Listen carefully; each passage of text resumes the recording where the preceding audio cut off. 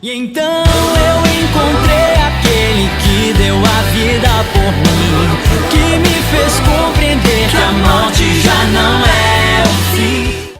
É o MJ Repórter no Congresso Estadual da Renovação Carismática Católica do Estado de São Paulo. Nessa última partida do dia de hoje, quem falou pra gente foi o Fernando Gomes, coordenador nacional do Ministério Jovem. O Fernando pregou para nós sobre a necessidade de um arrependimento sincero de nossos corações.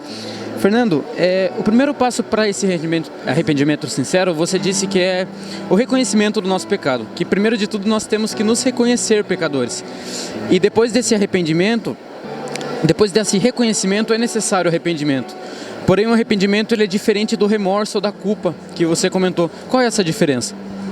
A diferença fundamental é que o primeiro, ele fica mais relacionado a nós, ou seja, o remorso ele está mais ligado a um orgulho ferido do que necessariamente você ter ofendido a Deus. A pessoa não está preocupada com, eu feri a Deus, o amor de Deus, né, Deus me ama tanto, ela não está preocupada com a dignidade dela. Na verdade, o orgulho dela foi tão ferido que ela fala assim, nossa, como que eu fui capaz de fazer isso, né? Justo, logo eu, né? Ou seja, a pessoa se acha tão grande que não é capaz de perceber que também é frágil. Então o remorso leva a gente à autoacusação, à autopunição, a autocondenação, a tristeza, ao vazio. O arrependimento não. O arrependimento, a pessoa, ela só recebe essa graça porque ela consegue olhar para Deus, o Deus que é amor, o Deus que é misericórdia, e ela percebe que ela feriu esse Deus que ela ama tanto.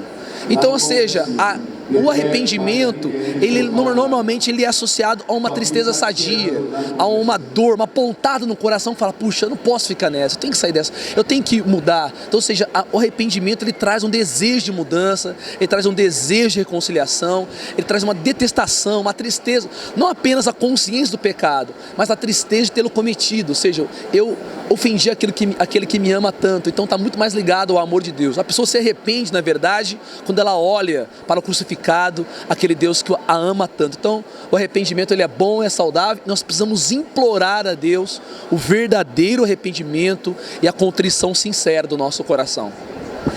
E você também frisou a carta de São Paulo aos Efésios, que ele fala da conduta cristã, que agora remidos, né, pelo sangue de Cristo, nós não somos mais trevas, nós somos luzes. Então nós devemos nos comportar como verdadeiras luzes, é o que ele nos diz.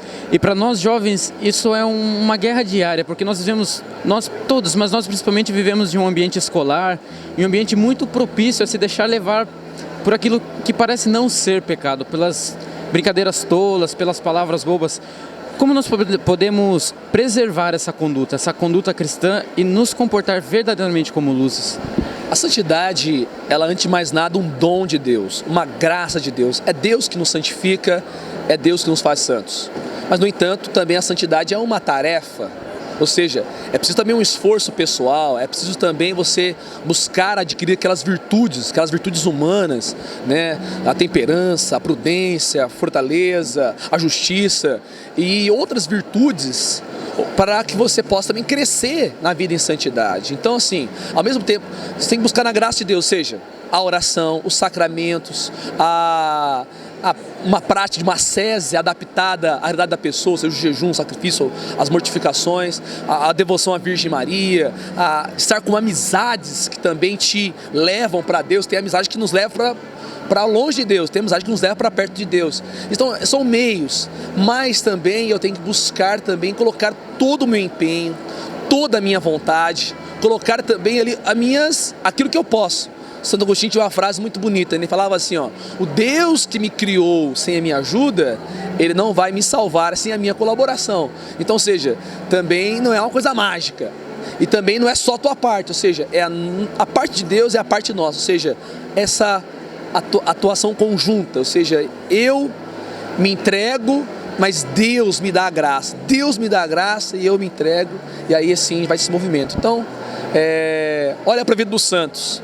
Para a gente viver a santidade hoje no nosso tempo, a gente tem que olhar para aqueles que deram certo. A gente não pode olhar para aqueles que não deram certo. A gente tem que olhar para quem deu certo. Quem deu certo? Os santos. Os santos foram muito provados, os santos foram muito tentados, os santos também viveram momentos na história que eram muito difíceis, e mesmo assim, eles alcançaram a santidade, viveram a santidade, porque eles colocaram sua esperança em Deus. Então, Deus fez a parte dele, os santos também fizeram a sua parte. Então a gente tem que olhar para aqueles que deram certo, e tem muitos santos aí que pode ser uma inspiração para você.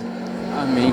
Então que nós possamos fazer a nossa parte para sermos santos, que nós possamos trabalhar como se tudo dependesse de nós e rezar como se tudo dependesse somente de Deus. Por isso vivo em santidade, alimentando o espírito, mortificando a carne. Eu até gosto daqui, mas não sou daqui. Malas prontas almejando a glória que está no porvir. Os meus dias não estão perdidos.